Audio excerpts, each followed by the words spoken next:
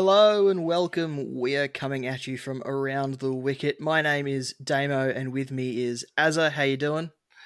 Damo, I am fantastic, mate. It's very exciting to be here again for episode 2 of Around the Wicket. It's been uh, a bit of a time between episodes, but here we are with just 50 days out from round 1 of the start of the season. How are we feeling, Damo? It's getting closer and closer. There was a time when we were trying to queue up this content, and it was too early, too early, too early, and now it feels like everything's coming at a rush. So, episode 2 coming out, 50 days to go. SuperCoach BBL opened just over a week ago. I know for me at least, lots of tinkering has already taken place. Stars, Thunder, Strikers have the double in week 1, but there are some single game week players who are at very enticing prices.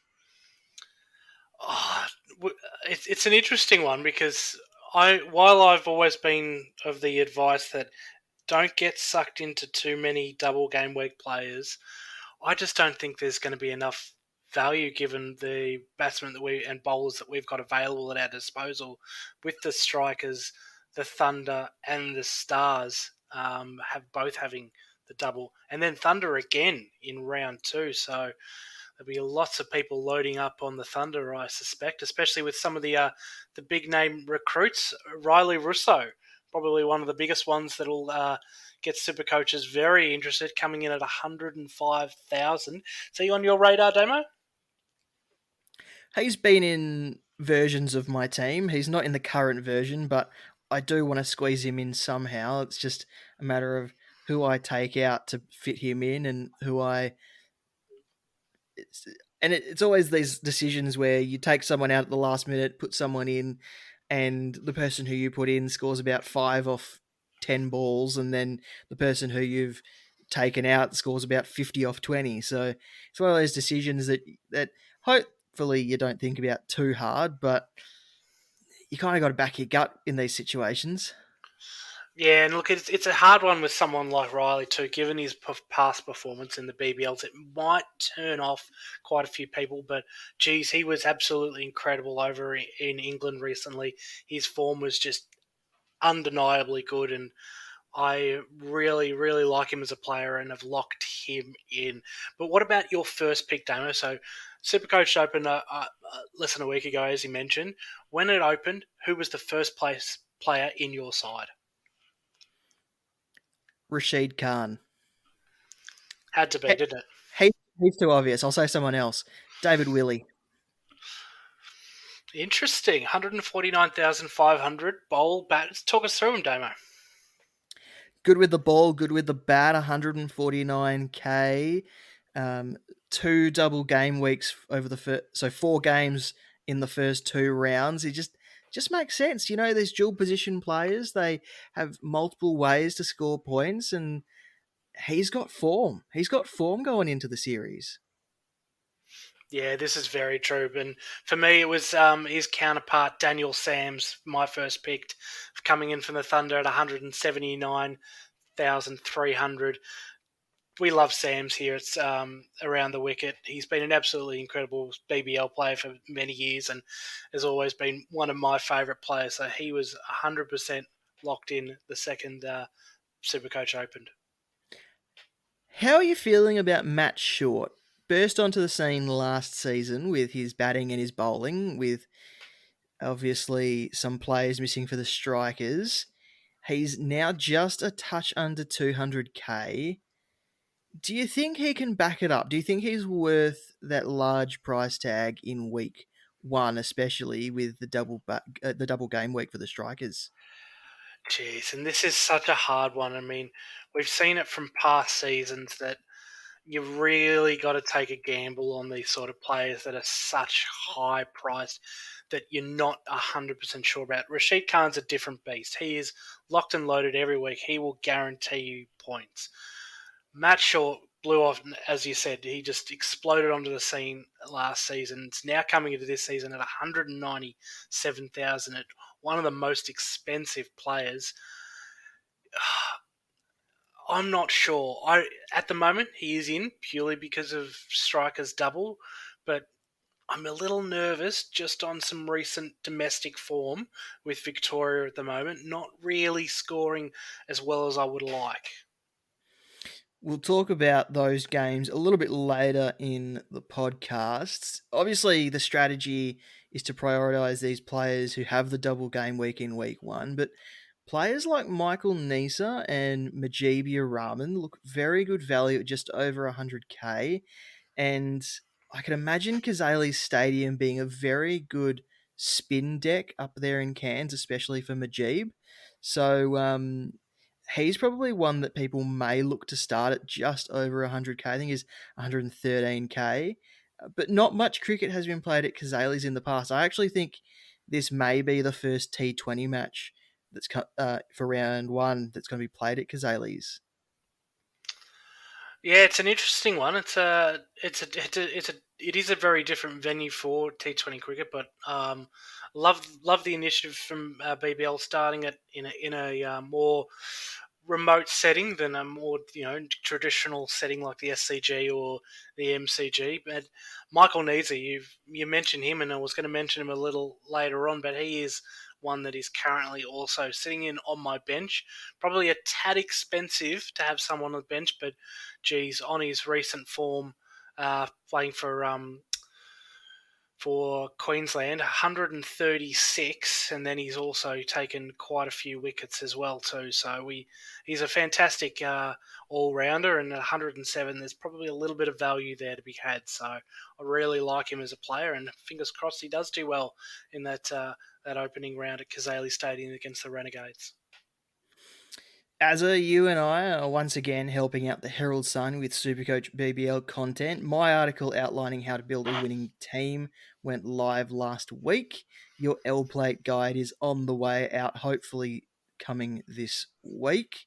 And a fixture guide is also on the way from both of us. Get around it. They're good articles because we wrote them, so you know they're good.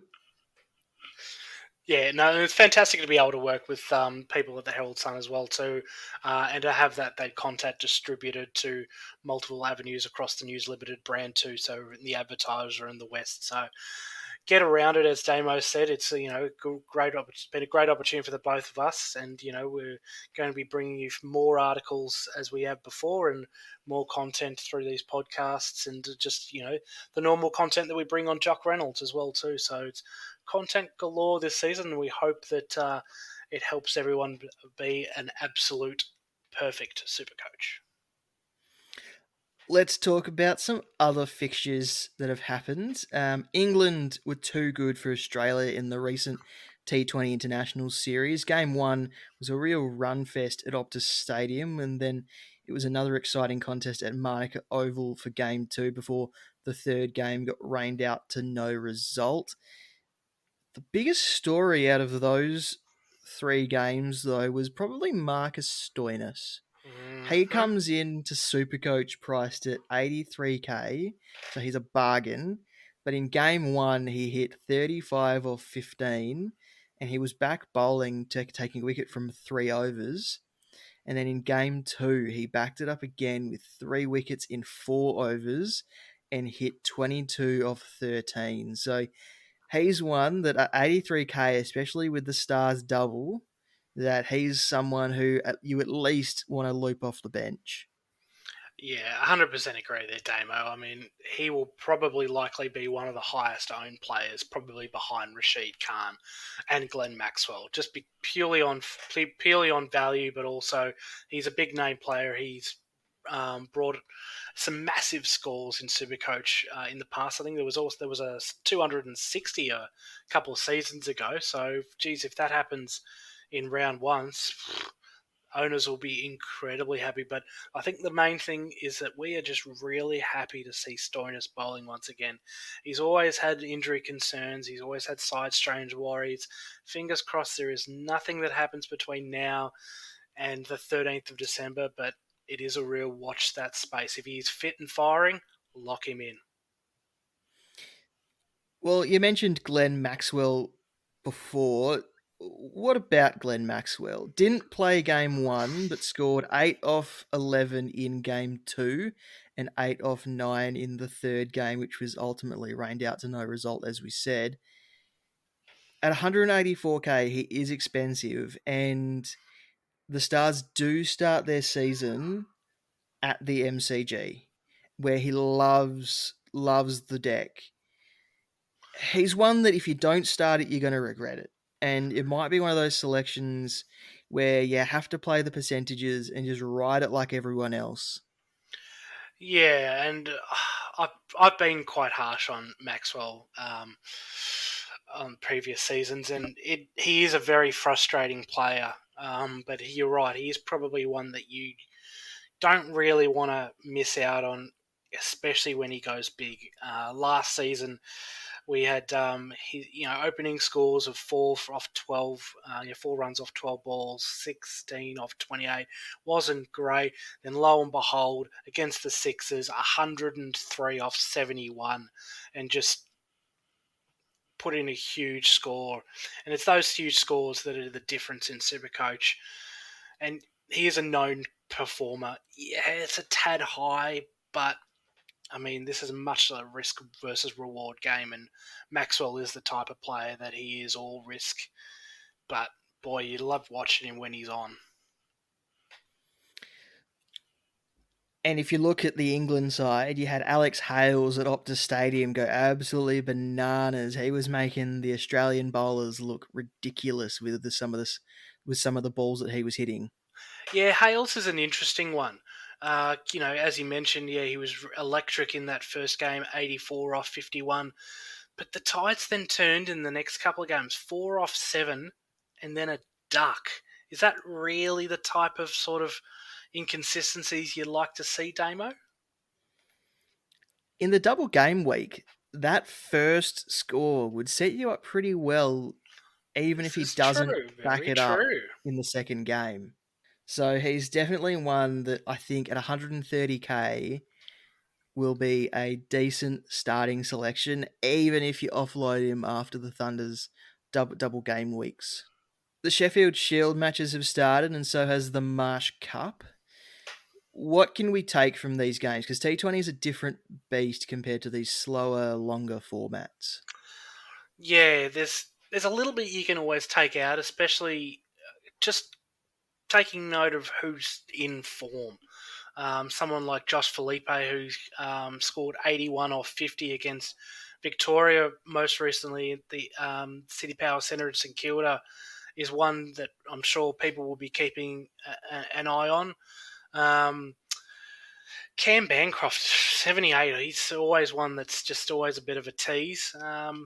But one that's probably really just sitting in the back of my mind as one that I'm going to keep an eye on is Will Sutherland for the Renegades. 62.5.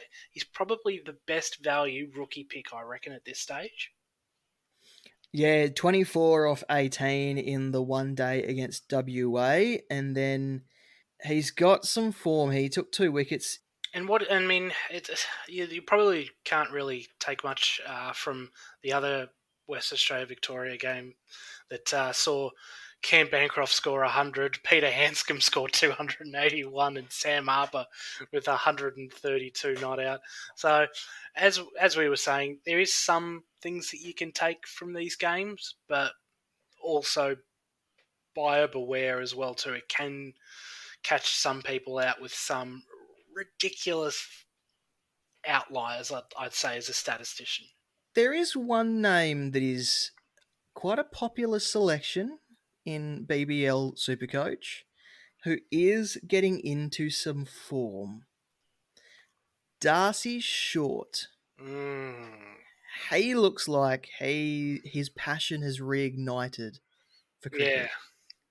and that's always a good thing to see. And Short is another one of those players, just much like Stoinis, who has brought so much joy for Supercoach players over the years and comes into this season at 148. I think that's probably about right for his average, but if he does get into some form, you don't really want to be missing out having him. But I think for the moment, in those early rounds, I will sort of keep him at bay, but I'll be keeping a close eye on, that's for sure. So 87 of 118 in the Sheffield Shield match, the first innings for WA, and then uh, 39 not out from 63 balls in the second innings, where WA effectively didn't get it done, and the match was eventually drawn after Victoria had a great first innings. But once again, I mean, he is one that is quite popular in teams, and well, if this is the reason, there's nothing to tell them not to pick him up, really. Yeah, exactly. But probably the one name that's been sticking out for me, and it's going beyond Sheffield Shield and the Marsh Cup and actually going into Premier Cricket and having a look at Queensland Premier Cricket. Good old fan favourite Cameron Boyce is back into some incredible form, sitting fourth overall on the wicket taking list with 24 wickets at 5 for 14 in the first grade competition. Now, he comes in at 171,000 in, in Supercoach this season, now playing for the Adelaide Strikers, having moved in the off season. Could you see yourself picking somebody like Cam Boyce, Damo, or is that 171 just too much, given that he hasn't really played a lot of BBL cricket for a while? It almost will come down to whether you pick Cam Boyce or Matt Short. Well, And if it's of the two, I'm sure you'd probably go Short just because of the bat bowl option. not necessarily. I mean, there is the worry in the back of my head that Matt Short's season last year was a flash in the pan, but Boyce has always had the form. It's Mm. just he's spent a lot of time out of the game and then came back and took a little while to get into it before absolutely going bang, bang, bang at the end of the season. So Well, now yeah, that he's that's. back in form, Mm. now that he's taking these numbers in Premier Cricket, does he now come in and take Matt Short's overs for the Adelaide Strikers? Look, quite potentially. I mean, the Strikers have got a very healthy bowling lineup this season.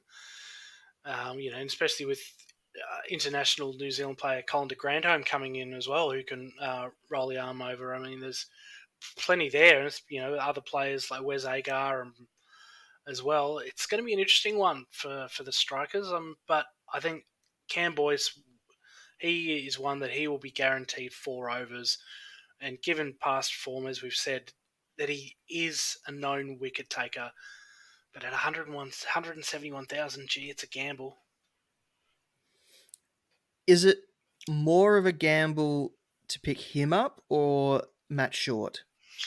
Boyce, purely because I think with Matt Short, you've got that batting opportunity, whereas Cameron Boyce is likely to come in probably at the very bottom of the order, whereas Matt Short definitely won't.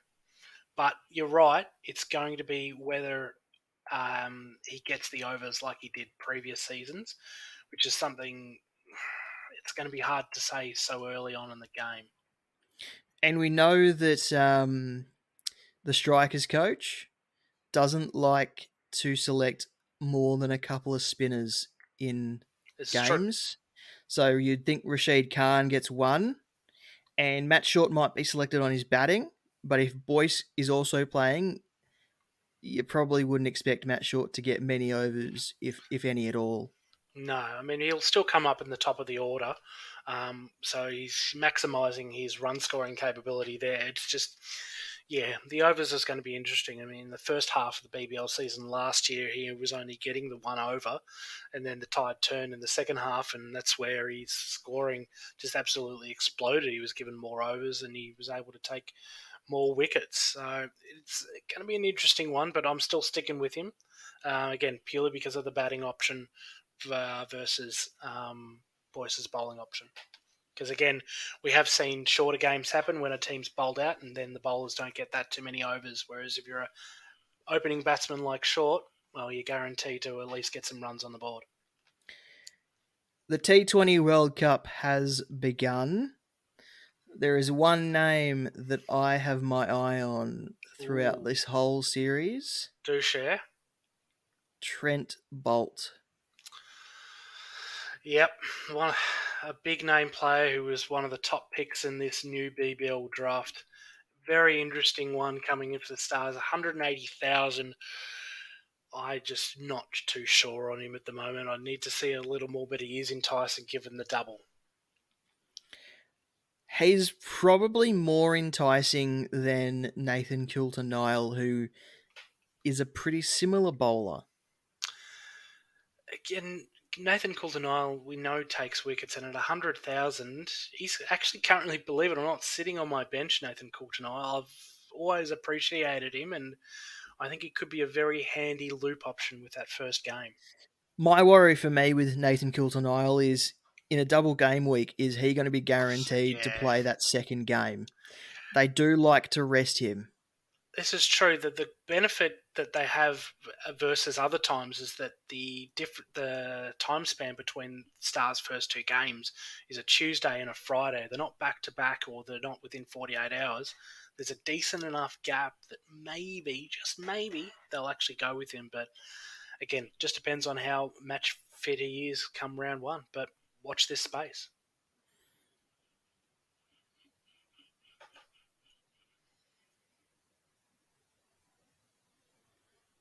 Are we done? I think so.